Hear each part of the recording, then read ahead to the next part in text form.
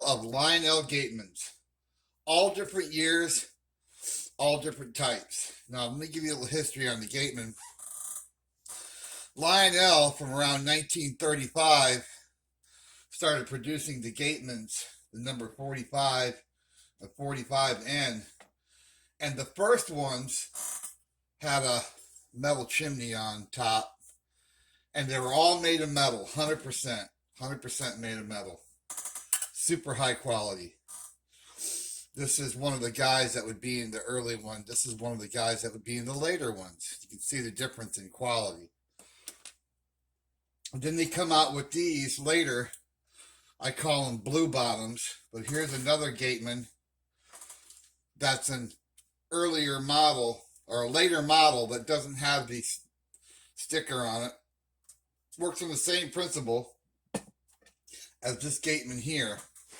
And then they switched over to this rack and pinion style gear, and they put the field coil down below instead of inside the house like it is on the early ones.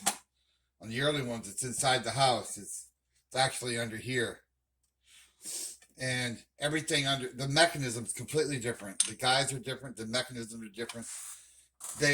Later, they quit putting the hole in the base for the light to shine up through, like these do, to light up the lantern when the guy comes out. So later, what they did is they put a light inside the shack and not in the base. I prefer to have the light in the base shining up on the lantern, but it's also cool when the house lights up too. But, you know, they could have done both, would have been kind of cool. But these Gatemans, they made them from 1935, and they still make them today. And the new ones are 100% plastic, all plastic, and they're just not very good. They don't look very real, and they're just plastic. They're not high quality. They work, but they're kind of funky. They work on a completely different principle. So on the mechanisms of these Gatemans, from, like I said, from 1935, these pre-war Gatemans, like this one right here, this is a pre-war Gateman. I like how they work, okay? They have a mechanism underneath that the field coil's inside the house, and it pushes up. You see how that mechanism works right there? Okay?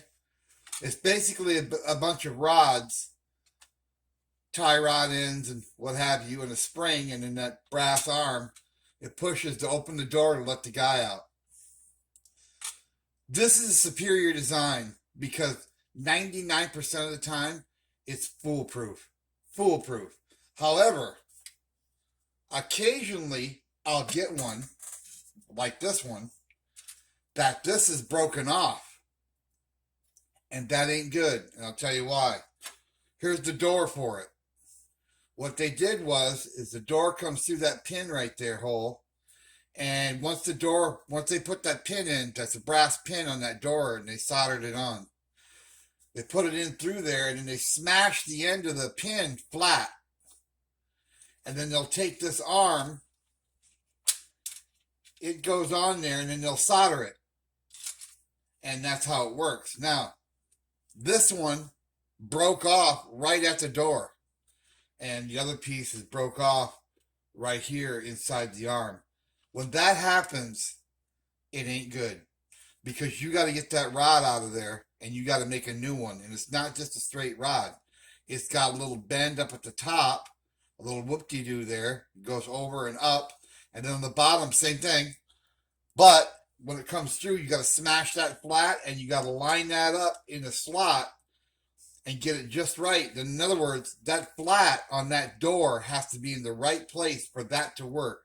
So it's a hardcore fix if you have to do this. Now, I have done it on family heirlooms. They insisted, but this one's mine. I bought it at a flea market. I'm going to tear this down and save it for parts because I'm not going to go through all the trouble of doing it because this one's not in the greatest of shape. I'd rather have the parts off this one for another one that's in mint shape than to spend a bunch of time restoring this. Also, the later ones, they had the cross gate on top of just two little rivets or two little screws holding it on the top, like this one, right? These early ones, the sign comes up through the bottom, like this, okay? And what's weird about it is people, they're always loose. And people will say, geez, how come that's loose? And they'll take the bottom off, and they'll see these pins, and they'll think, oh, wow, I got to put that back on there and bend them down. No, that's not the case. Those pins are supposed to be standing up, because this sits on top of the pins, like that. If you try to bend those pins out of the way and then try to bend it around this, it's not going to reach. You're going to make a big mess. They're supposed to be straight up, and what happens is a lot of times people bend them down, or they get bent down, and then this thing gets wobbly and all crooked and funky looking, and then those two little ears right there get bent, and then the whole thing's wobbly, and it's just kind of a, it makes you irritated. So those got to be straight up and down, and this sits on top. And then you want to bend those in a little bit, because when you put this all back together, you want all that to be tight, and you want this post to be tight so it doesn't wobble or bend or sit funny on there and look stupid. And then once you put that on, then you have the railroad sign that slides down over top, down until it stops.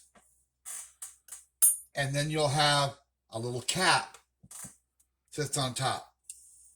Now, a little cap comes off. You take a screwdriver and push real hard, and it'll come off. When you put it back on, you kind of line this up, and you set the cap on there, and you tap it on, and you're done.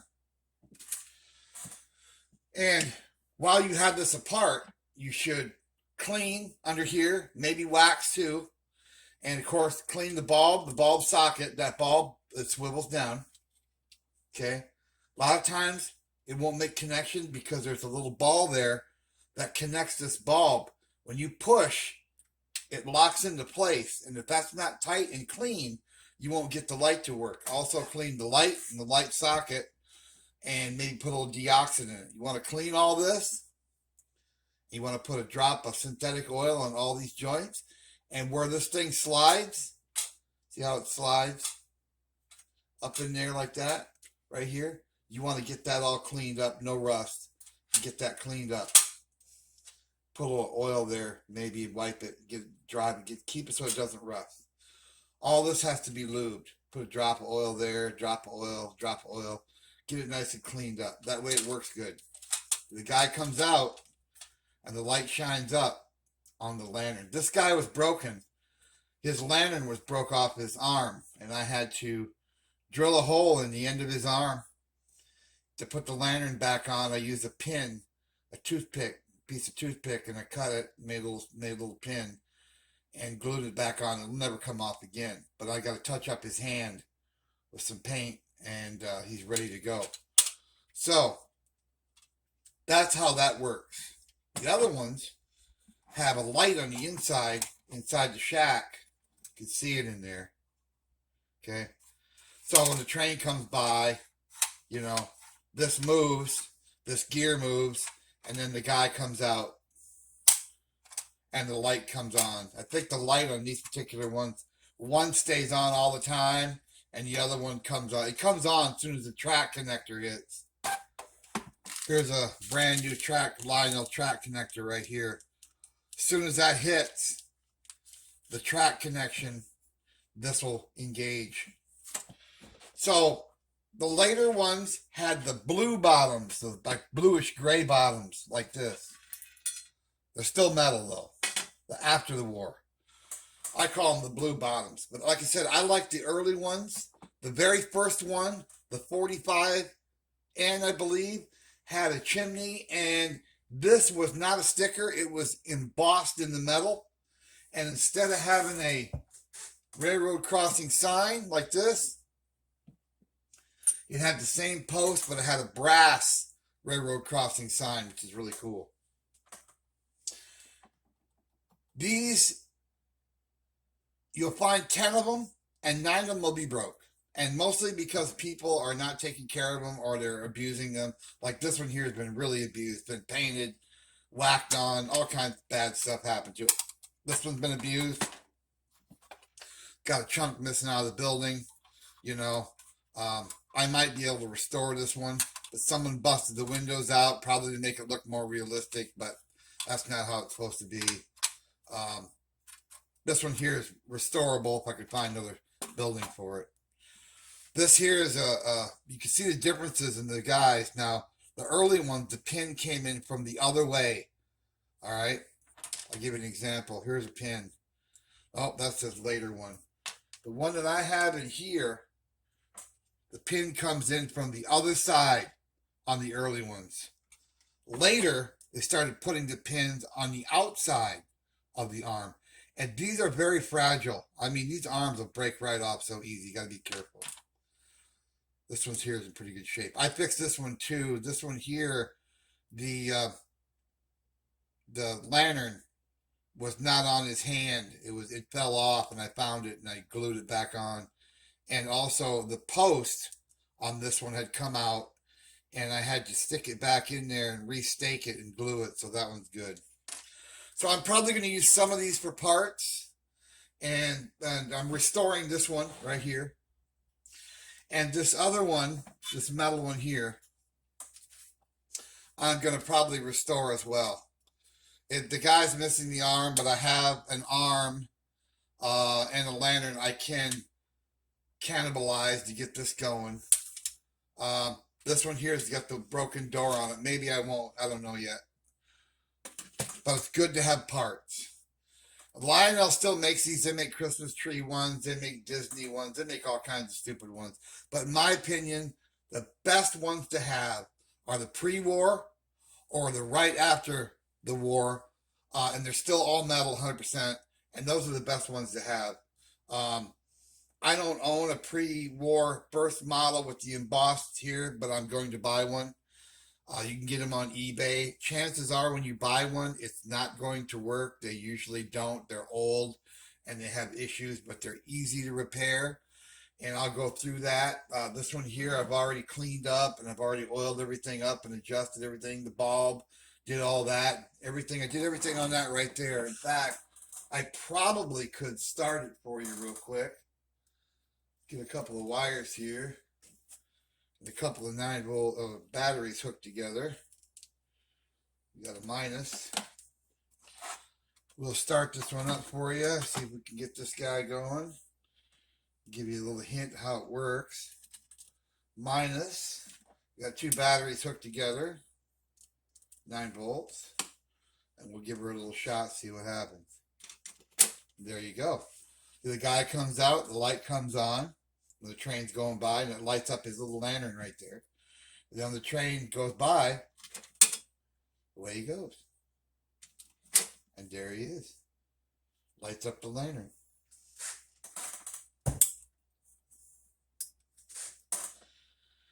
So this one here, basically all I have left is I'm going to tighten up the chimneys a little loose. I'm going to wax all the metal parts. And then I'm going to put it all back together, and I'm going to keep this one. This one is going to be mine. The others, I got others that I'm working on for customers, and they need parts. So some of these are going to be parts, but these are really one of the most famous Lionel toys ever made, and they're awesome. They're just super cool when they're working on a real train set, and they're just super fun to play with. Now, the 2 different types of mechanisms, like I was telling you about, the reason why I don't like the geared mechanism is because they seem very catchy and notchy and touchy, and they have to be pretty perfect to work good. In fact, this one wasn't working right. And that's why I took the gear off, because the gear on one side's got a little wear. You can actually turn it, put it back on. And this arm right here is way too loose. See that?